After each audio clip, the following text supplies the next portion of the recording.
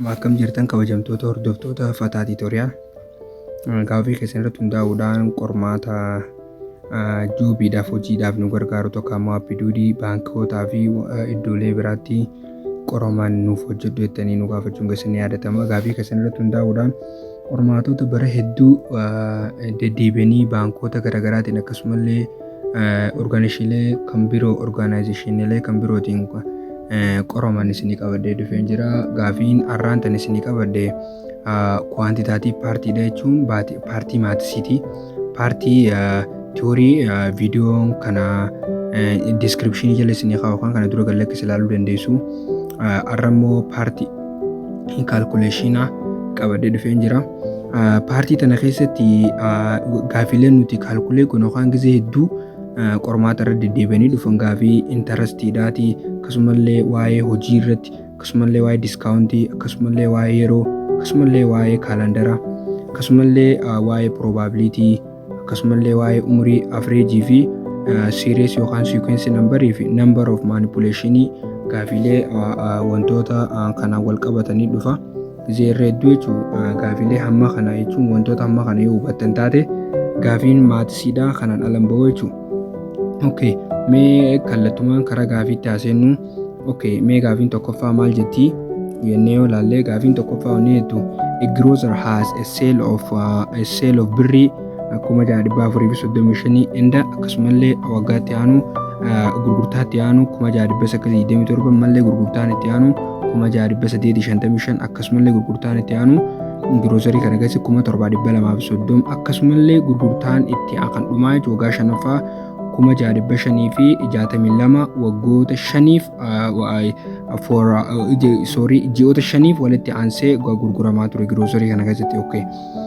How much sale must he have in the 6 months so that he get average of sale of birri 6500? Kana jechuun avreejiin isaa hammam ta'a? Kana jechuun yoo meeqa gurguree yookaan birri meeqa gurguree avreejii isaa avreejii seelii ji'a jahaffaadha 6500 argata kan jedhudha gaaffiin jechuudha. Okay. Kanaafuu birrii 490 fi 4990 takka biin 5990 takka diin 6000 fi takka diin immoo 6990 takka. Kanaafuu groceeriin kuni ji'oota shanii walitti aansee eega kaalkulee godhee average seeliin meeqa ta'a kan jiru laallaa jechuudha. Okay.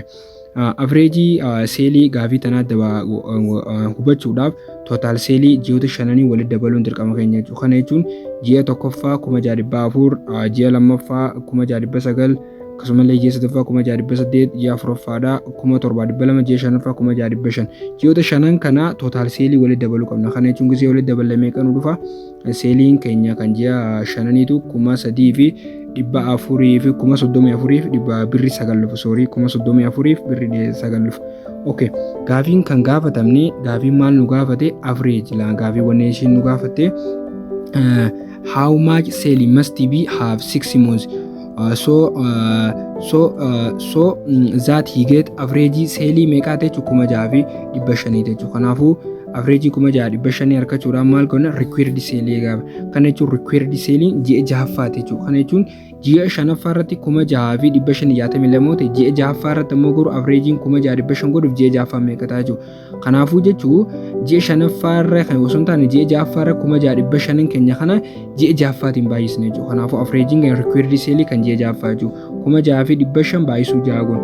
Akkasumallee average waan nu gaafate average jechuun walitti ida'ama isaatiif kan lakkoofsa nu kennan. Kana jechuun walitti ida'amni average ji'oota shananii meeqa jechuudha? Kan meeqa jechuudha 34,900. Kanaafuu kan ji'a jahaffaa ta'u yoo itti daballe kanaafuu 6500 baay'isuu jahaa goonee irrisuu 34,900 goona. Kanaafuu qallaalidha. Maal taati 4,990 fi tokko taati jechuudha. Ibsaan haataati. Okay, gaaffiin lammaffaadha. The average of 20 number is 0. Of them at the most how many may be greater than 0? Kana jechuun gaaffiin aptituudii gaaffii baay'ee cimtuu osoo hin taane gaaffii loojikiiti. Kana jechuun gaaffii bakka xiinxala gaafattu jechuudha. Kana jechuun lakkoofsonni averejii lakkoofsota 20 walqixa ta'a 20 0 yoo ta'e kana jechuun isaan san keessaa avreejiidhaan jechuun har'a caalaa 0 ol ka ta'uu danda'u takka immoo 0 irra guddaa kan ta'uu danda'u avreejiin nambarii kan lakkoofsa kanaa meeqaa 0 ol ka ta'uu danda'u. Kana jechuun 0 innaa waliin baay'ee kan 0 ol ta'uu danda'u. N ammoo 0 dha jee B'n takka jee C'n 10 jee D'n 19 jee. Kanaafuu nambariin average nambarii 20 0 ta'e as the most haraka caalu how many greater than 0 average isaa average lakkoofsa 20 kana jechuun takka ammoo 19 keessa average isaa gaafa fudhannu jechuun 20 kan greater than 0 takka ta'uu danda'u average isaa meeqaa jenna. Kana jechuun average nambariin 20 dha walqixa ta'a 0 eega jenne. Kana jechuun walqixa ta'a 0 eega jenne. Garuu sum of 20 nambariin kana jechuun walitti hidhame yoo 0 fudhanne fakkeenyaaf 0 times 20 yoo jenne meeqa nu dhufa 0 dhaan. Gaafiin maal nuun jettee gaafiin maal gaafatamne yoo jenne kan greater than 0 dhaatiin. Kana jechuun a yoo fudhanne 20 times a yoo fudhanne 20 times 0 yoo jenne meeqa nu dhufa jechuudha. Lakkoofsi kun baay'atee waliin meeqa nu dhufa 0 nu dhufa jechuudha. Kanaafuu lakkoofsa 0 irra guddaati kan nu gaafate jechuudha. Kanaafuu lakkoofsa 0 irra guddaati. Kana jechuun it is quite possible that 19 of these numbers may be positive. Kana jechuun tarii lakkoofsi hamma 20 mataa isii osoo hin taane amma 19 jiru it may be positive tunda. If there some garuu ida'amni isaanii izaanuu 20 nambar yoo ta'e kana jechuun meeqa ta'a maayinus ta'uu qabdi jechuudha. Kanaafuu dirqama maaliif jennaan greater than ta'uudhaaf jechuudha. Kana jechuun fakkeenyaaf fudhannee 19 baay'isuu takkaa meeqa jechuudha 19 nu dhufa. Enda azariin ammoo 20 yoo ta'e immoo garuu gizee baay'ifnee meeqa nu dhufa 19 nu dhufa. Kanaafuu averaging jechuun meeqa jenna 19 ida'uu jenna. Hammattuu keessatti maayinasii 19 hiruu 20 yoo jenne deebisaan meeqa 0 dha jechuudha. Kanaafuu opshiiniin nuti qabnu kaniif jechuudha lakkoofsa kana greater than 0 godhuu danda'u. Kana averaging isaa guddaa meeqa jechuudha yoo 20 mataan isii jiraate 20 godhuu dandeenya deebisaa. Garuu ammoo asirratti maayinasii wanta jenne kanaafuu deebisaan opshiiniin keenya meeqa akka deebisaa kan nu ta'u kaniif greater than 0 dha kan nu danda'u deebisaadhaaf kan nu ta'u diidha jechuudha. Kanaafuu ansariin meeqa taate 20. Garuu ammoo greater than 0 gizee jedhu averaging isaa ta'u amma fakkeenya jedhee asirratti ammoo bakka diidana 20 fide ansariin meeqa taate 20 taate. Kanaafuu amma ammoo choosing nu kenname keessaa kaniif greater than how many maybe greater than 0 kajoo 19 kana jechuun takkaas 2 3 19 jechuudha. Kanaafuu deebisaan meeqa taate maal taate d taate jechuudha. Okay, gaafiin sadaffaa a car owner by petroleum yookaan petrolii at 7.5 and 8 and 8.5 per liter for 3 successive years. Waggoota sadiif jechuun bifa kanaan petroolii takkaammoo naafxaa konkolaataan nyaatu namni tokko abbaan makiinaa tokko bitaa ture. Okay, what is approximately the average cost of per liter for petrol if he spend 4,000 bir each year? Waggoota itti aanan keessatti jechuun average costiin isaa yoo waggaan 4,000 kabaasu taate average costiin petroolii kana jechuun per leetirii irra meeqa jechuudha. Kana jechuun perii gaafa nu gaafate maal jechuudha questioning keenya maal ta'uu isaa hubachuu qabna average ka gaafatamaa jiru jechuudha. Kanaafuu amma deebi gaafiin maal nu gaafatte gaafii hubachuu qabna jechuudha average costii nu gaafatte jechuudha. Kana jechuun kaariin kun jechuudha konkolaataan kun yeroo ammaa kana petroolii per leetirii tokkotti waggoota 3 darban keessatti meeqa baasaa ture waggaa tokko waggaa dura 7.5 waggaa lamaffaa immoo 8 waggaa sadaffaa immoo gara 8.5 per leetirii kafalaa ture jechuudha waggoota 3 dabran keessatti. Garuu immoo average costiin kana per leetirii petroolii yooniif immoo 4,000 kabaa birrii 4,000 yoo costii kan isaa wanta godhu taate kanaafuu average costiin meeqaa jedhee nu gaafate. 7.9 biin 7.98 biin 8 siin immoo 8.5 diin 9. Kanaafuu kana gaafii dalagu qalaalumatti jechuun maal goona waggoota 3 jalqabaa consume kan godhe konkolaataan keenya consume godhe leetira tokko kana jechuun waggaa jalqabaa irratti average lakkoofsin nu kennu waggaa 4,000 jechuudha. 4,000 yoo baasuu barbaanne garuu leetira takkatti yoo 7.5 goone leetira meeqa ilaaluu dandeenya jechuudha. Kanaafuu 3 walitti daballe jechuudha.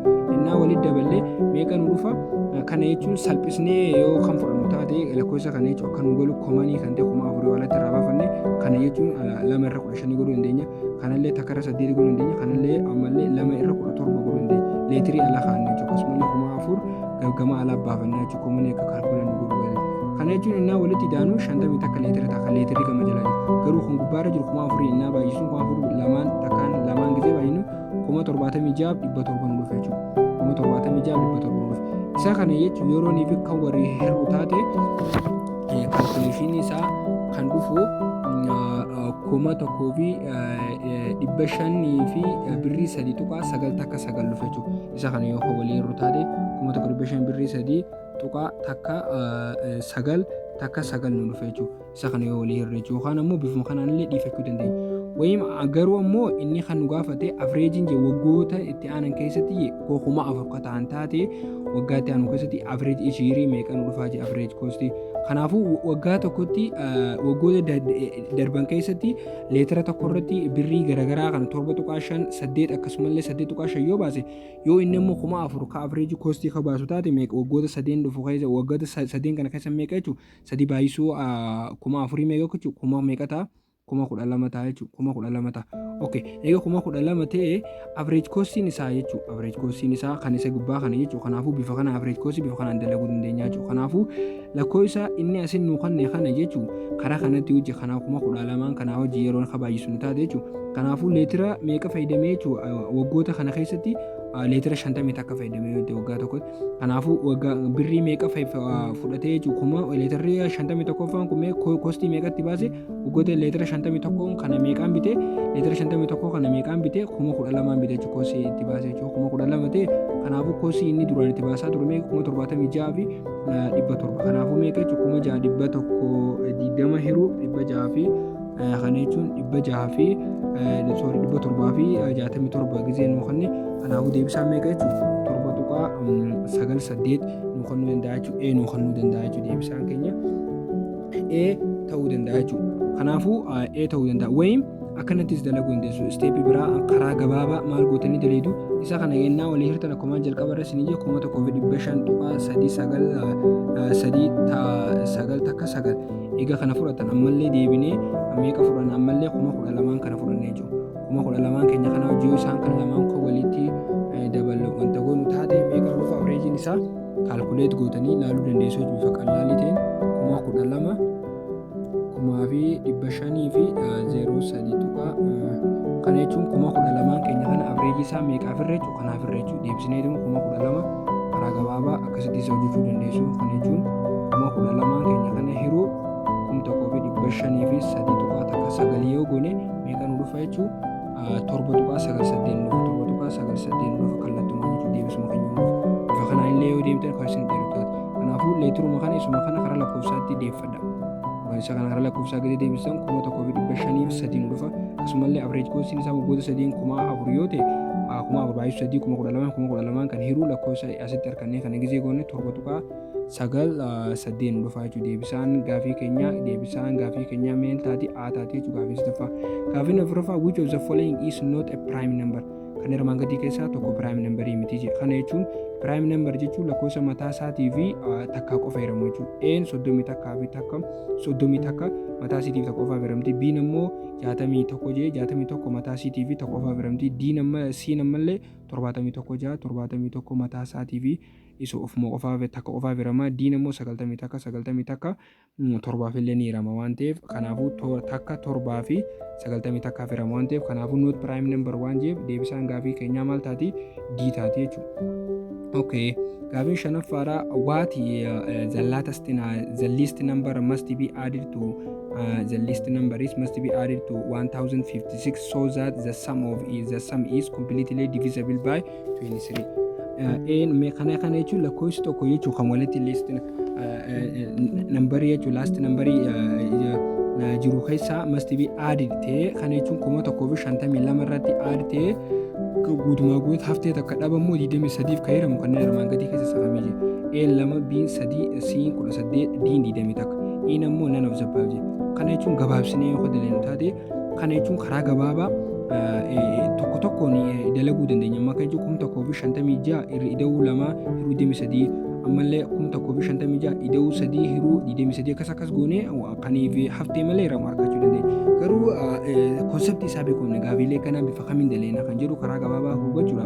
Amma fakkeenyaaf gaafii nu gaafatte 1,053 irratti yoo meeqa daballee 23 firamaa jira. Kanaafuu mee akkam goona 1,056 kan hiruu 23 jennaan. Kanaafuu meeqa jechuudha 45 tuqaa 9 dhufe jechuudha. Kana jechuun 45.9 okay. 45.9 kana 45.9 kana yookaan 45 fudhannee jechuun naachuraal nambarii fudhannee baay'isuu 23 yoo goone meeqa nu dhufa 1,35 nu dhufa jechuudha.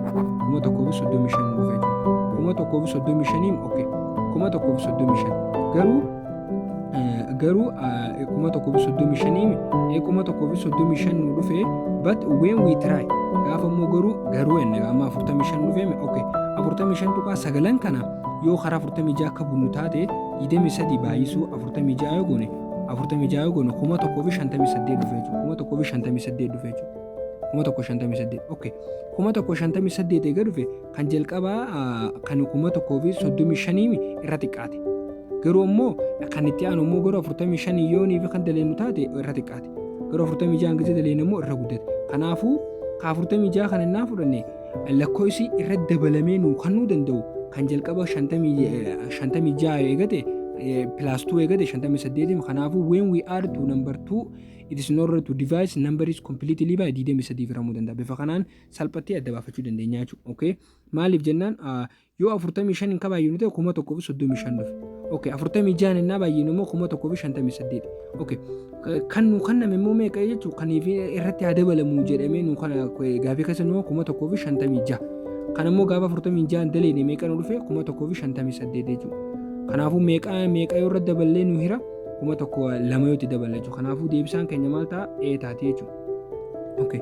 Gaafii inni ja'affaadha. How many of following number are divisible by 132? Akkasumallee kana jechuun following number keessaa kan divisible ta'u kan 132.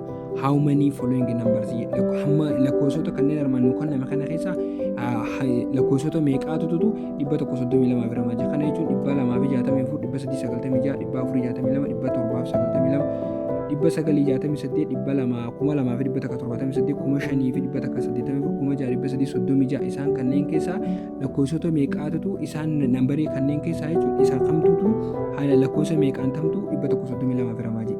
Lakkoofsa 4 B 5 C namoo 6 D namoo 7. Kana jechuun 264 ni hirama.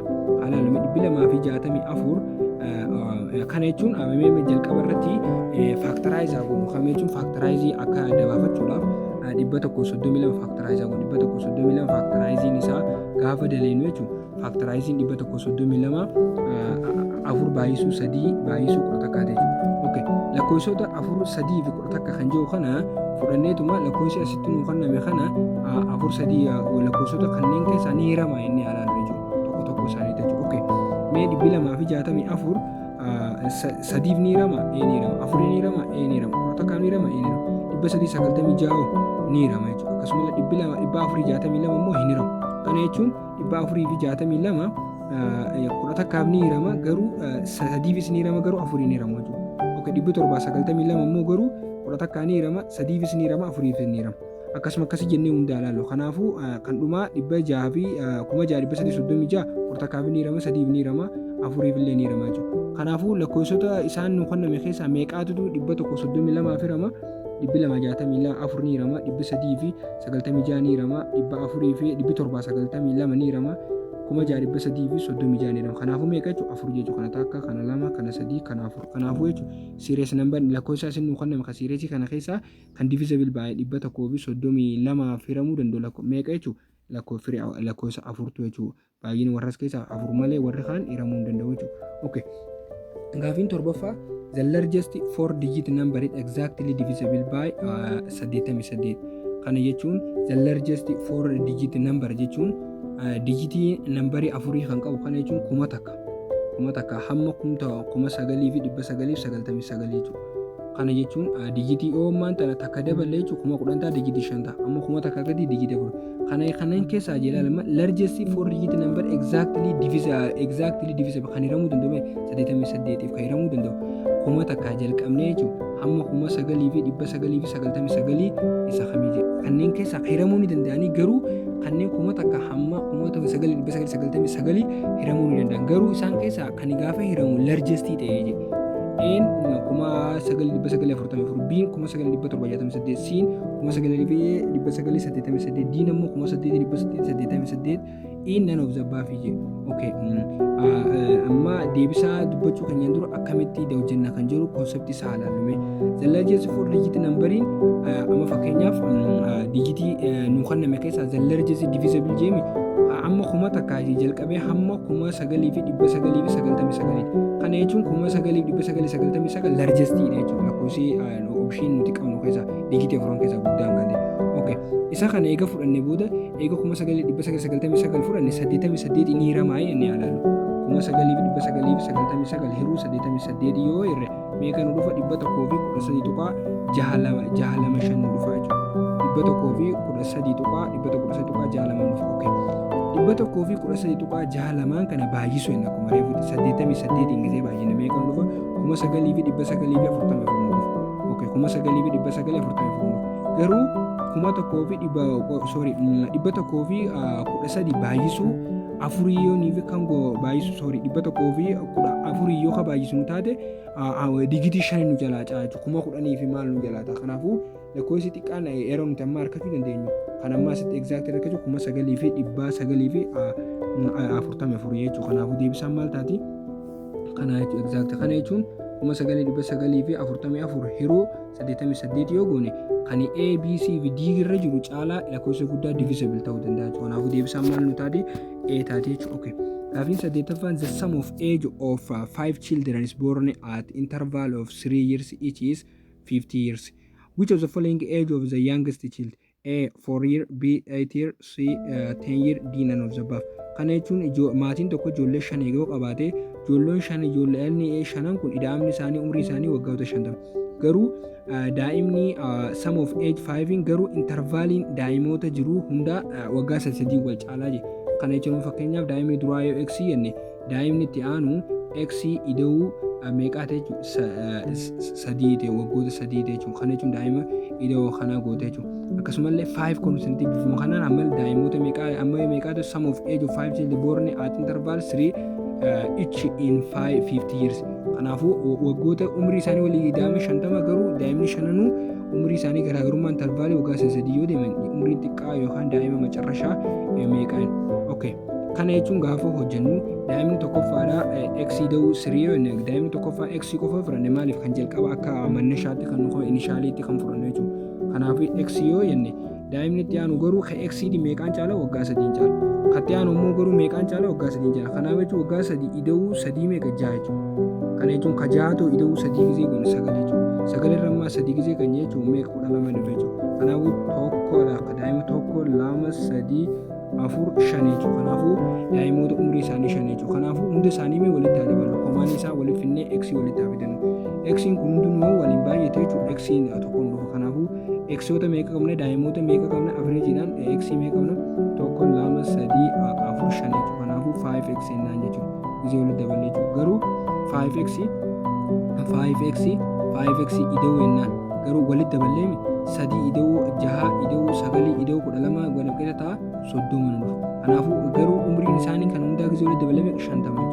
Umrii isaan hundaa 50 jechuudha. Kanaafuu 5x walqixa ta'a 50 irrisuu 30 jechuudha. Maaliif jennaan 30 gizee kii dabale meeqa nu dhufa 20 ta'a jechuudha. Kanaafuu 5x walqixa ta'a 20 jechuudha. Kana jechuun irra 5 yoo goone kana jechuun x meeqa nu dhufa 4 nu dhufa jechuudha. Okay, x eegaa 4 dhufe daa'imni kun youngest agein daa'ima kan umrii isaa xiqqaa kan waggaa dhuma isaan dhumarra dhalate daa'imni umrii isaanii meeqa jechuudha amata meeqa jechuudha amata 4 jechuudha. Kanaafuu youngest agein umrii isaa mucaa daa'ima kan dhumaa amata meeqa jechuudha amata 4 deebisaan taati. Galchitanii ilaaluu dandeessan jechuudha. Kana jechuun x bakka x 4 galchitanii hunda isaanii bifa kanaan yoo galchitan kanaafuu ilaaluu dandeessu jechuudha. Bifa piraaktikaalii ta'een deebisaa bifa qal'aa ta'een amma tokko eega harkattan isin dhibu waan ta'eef 4 waggaa 4 ta'a jechuudha. Okay.